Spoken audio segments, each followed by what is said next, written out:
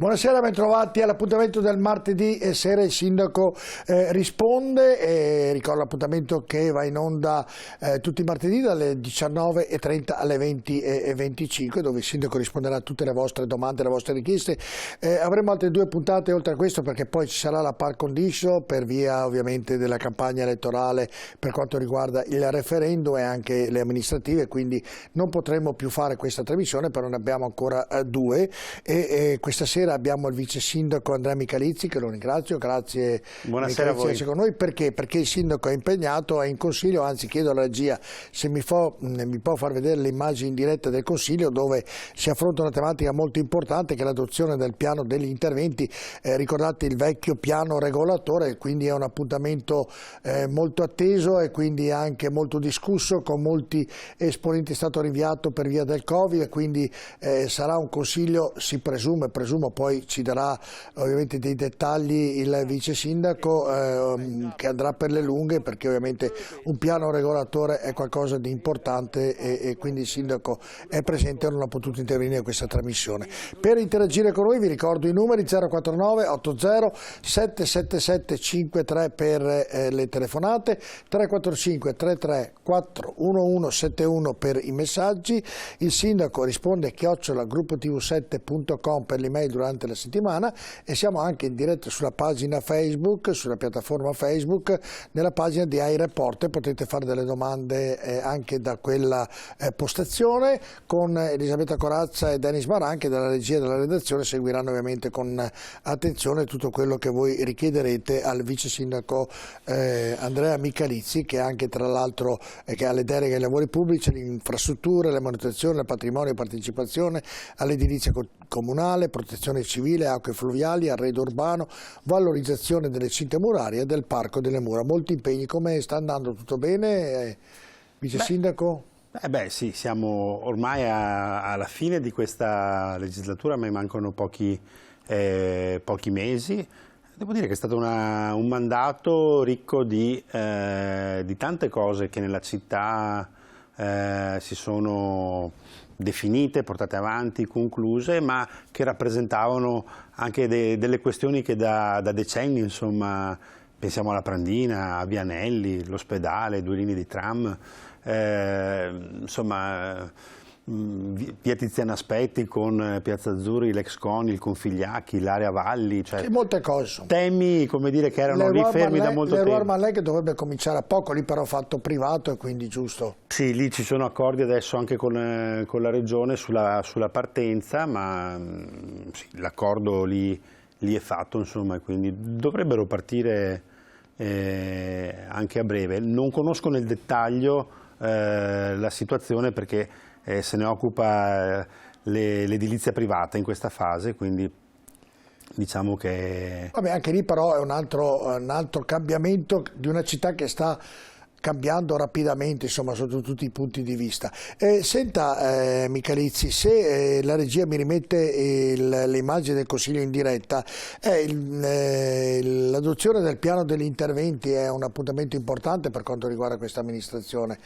Prima delle elezioni praticamente dalle linee guida per lo sviluppo urbanistico dei prossimi anni, dunque è una tematica davvero importante. Ci saranno delle novità, lei è qui, ma ne sarà a conoscenza, dico ci saranno delle novità, ci può dare qualche anticipazione di quello che si sta discutendo, e vediamo le immagini in diretta ora nel Consiglio Comunale di Padova? Sì, senza dubbio è un atto importante. Io sono qui non perché posso fare a meno di stare in aula perché non voto, ma gli assessori, i membri della Giunta non votano, non sono dei consiglieri comunali, solo il sindaco è consigliere comunale, quindi lui deve rimanere per forza in aula.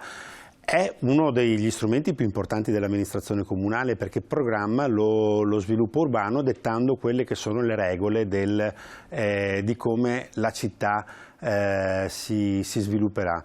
E ho visto adesso dalle immagini, ora stanno discutendo un punto... Si può avere l'audio? Chiedo alla regia, così facciamo, la interrompo, vice sindaco, se c'è anche l'audio. Certo. Vediamo se anche l'audio. Investito dei soldi, anche perché così facciamo vedere come funziona sia per dei giardini, sia per realizzare un parcheggio. Abbiamo avuto diverse lamentele da parte dei residenti che a fronte di questo investimento e anche possiamo di pure una rientrare. Promessa. Era per farvi vedere, farvi capire come funziona, insomma, in un consiglio di un'importanza come quella odierna che ci stava spiegando il vice sindaco Andrea Michalizzi. Sì, ho visto prima che discutevano sia adesso siamo a Ponte Vigo d'Arze, prima c'erano invece delle immagini che riguardavano l'amusement park. Per esempio quella è un'area... Quello è privato però, vero? Quella è un'area privata, ma il piano degli interventi discute anche di come il privato realizza e sviluppa le proprie proprietà e di come queste si conciliano con sia lo spazio pubblico, ma come organizzano la città, che è fatta di spazio pubblico e spazio privato, che deve, come dire, armonizzarsi e stare bene insieme. A questo serve il piano regolatore, e il piano degli interventi è quello strumento che definisce nell'arco di, come dire, del medio periodo quali sono, come dire, le tendenze, le indicazioni. Noi ne abbiamo data una chiara, quella del consumo di suolo zero. Senta, Michalizzi, una domanda tecnica, se mi può rispondere. Questa amministrazione oggi fa e prende delle decisioni in merito al piano regolatore, io lo chiamo per abbreviare ancora il vecchio piano regolatore, fra 2 mesi ci sono le elezioni. Una nuova amministrazione può cambiare quello che è stato fatto oggi oppure deve confermare quello che viene fatto oggi? Sotto l'aspetto regolamentare, perché non lo so, glielo chiedo. Beh, adesso viene adottato e quindi poi la normativa prevede che c'è uno spazio per la discussione e per le osservazioni anche da parte dei cittadini rispetto al piano adottato, e poi più avanti ci sarà la votazione, quindi l'approvazione del piano. Quindi la prossima amministrazione sarà anche nelle condizioni di poter, come dire, intervenire su questo strumento. Dopodiché anche nel futuro gli strumenti urbanistici possono essere modificati dal Consiglio Comunale, che resta sempre sovrano. È uno strumento di programmazione che dà delle indicazioni, che è giusto che questa amministrazione dia, raccogliendo anche, come dire, il portato di questi anni, ma che come dire, ha un iter che oggi inizia con l'adozione ma che poi non si concluderà oggi. Ecco, tra gli altri punti molto interessanti ne leggo alcuni: i numeri 81 aree di degrado da rigenerare individuate, 150.000 metri quadri di cubature in edifici incongrui trasformabili in crediti edilizi, 16 accordi di rigenerazione stipulati con privati, come diceva lei, l'Amusement Park, il Basso Isonzo e tant'altro, poi edifici storici del Novecento che sono tutelati, e poi sarà la città dei 15 minuti in cui i padovani possono raggiungere in massimo di 15 minuti di tempo i servizi essenziali. Cosa vorrebbe dire questo? Perché è davvero molto interessante, cioè in massimo di 15 minuti da qualsiasi parte della città il cittadino padovano, tramite il tram, tramite altri mezzi presumo, può raggiungere i luoghi più urgenti, dall'ospedale alla stazione, presumo sia questo, giusto?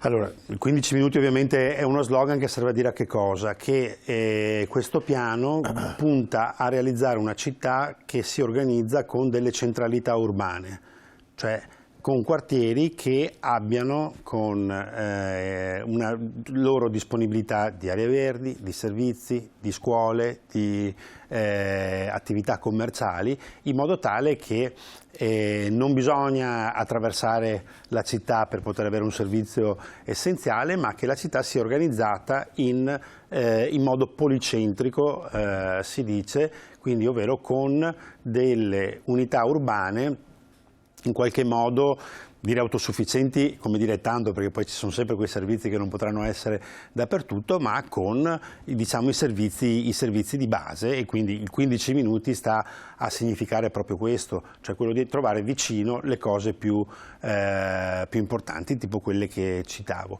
Una città organizzata così non è una città dove solo ho la cosa vicino e quindi è solo più comodo, ma è una città che può organizzare anche gli spostamenti interquartiere anche in modalità diversa, cioè una città che per fare alcune cose magari può prendere meno la macchina, utilizzare il mezzo pubblico che stiamo implementando. Il piano prevede l'arrivo delle linee di tram, ma anche l'utilizzo e lo spingere su aree stradali che diventano più ciclabili e più pedonali. Perfetto. Ricordo ai telespettatori, prima i numeri per interagire con noi: 049 80 777 53 per le telefonate, 345 334 1171 per i messaggi. Il sindaco risponde @gruppotv7.com per mandare le email durante la settimana, le richieste al sindaco. In questa serata c'è il vice sindaco, per i motivi che vi ho spiegato. Avete visto ogni tanto, brava la regia che ci fa vedere i collegamenti dal Consiglio in rigorosa diretta, e potete guardare anche la pagina Facebook, sulla piattaforma Facebook, nella pagina di iReporter. E mi dicono che ci sono già 4 messaggi. Denis, andiamo con il primo. Buonasera, chiedo quali siano i tempi previsti per la nuova illuminazione LED in Guizza. Grazie, Mario Finco. Sì, questo è un progetto che abbiamo già finanziato, approvato, quindi parte in questa primavera, prima dell'estate sicuramente. E non è solo la Guizza che è interessata dall'intervento di miglioramento dell'illuminazione, ma sono anche zone come Sant'Osvaldo, Santa Rita, Tre Garofani, Camin e San Lazzaro. Portiamo illuminazione a LED, dove abbiamo illuminazione vetusta, vecchia, incandescenza. Certo, secondo messaggio. Salve Vice Sindaco, ci può aggiornare sui lavori in città per realizzare percorsi per non vedenti? Molto importante. Tra l'altro ero col sindaco l'altro giorno all'assemblea dell'Unione Italiana Ciechi e Ipovedenti e stiamo risistemando buona parte, insomma, delle sistemazioni che stiamo facendo adesso. Le facciamo con anche l'inserimento delle mattonelle, quelle tattiloplantari. Serve a orientare gli ipovedenti e i non vedenti rispetto all'attraversamento stradale e quant'altro. Dobbiamo far sempre di più da questo punto di vista e imparare sempre di più. Sto programmando un giro con le associazioni anche di disabili proprio per farci dare dei consigli su come stiamo attuando gli interventi che facciamo di eliminazione delle barriere architettoniche. Stiamo studiando un progetto, lo dico così, poi insomma non si può approfondire, di anche diffusione del bastone, quello cippato, che in collegamento con i dispositivi che ci sono sugli attraversamenti pedonali o lungo le pavimentazioni tattiloplantari aiutano sempre di più, grazie alle nuove tecnologie, i non vedenti e gli ipovedenti ad orientarsi nello spazio pubblico, nello spazio urbano. Andiamo al terzo messaggio. Buonasera Michalizzi, le segnalo marciapiedi dissestati in diverse zone dell'Arcella, se può intervenire, grazie.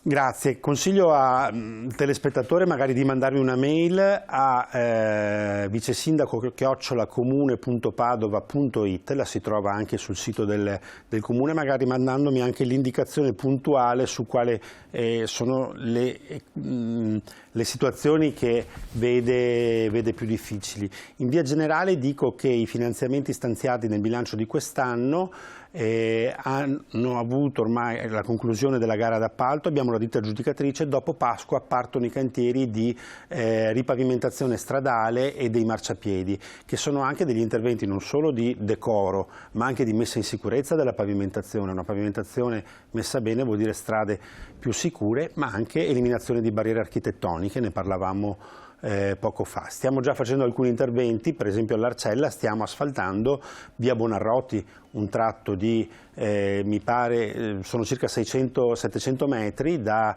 via Toti fino alla rotatoria con via Piacentino, ed è un intervento che ci voleva dopo alcuni anni in cui si è lavorato sui sottoservizi, gas, acquedotto e quant'altro, e quindi c'era una strada, come dire, piena di cicatrici, diciamo. Andiamo nel quarto messaggio.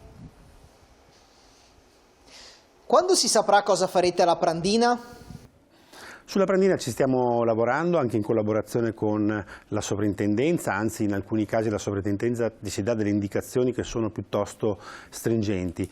La Prandina sarà anzitutto un'area che svilupperà la prosecuzione del Parco delle Mura, siamo in un tratto di mura molto importante, e quindi il suo sviluppo vedrà, il suo utilizzo, la sua funzione vedrà, come dire, questo sviluppo.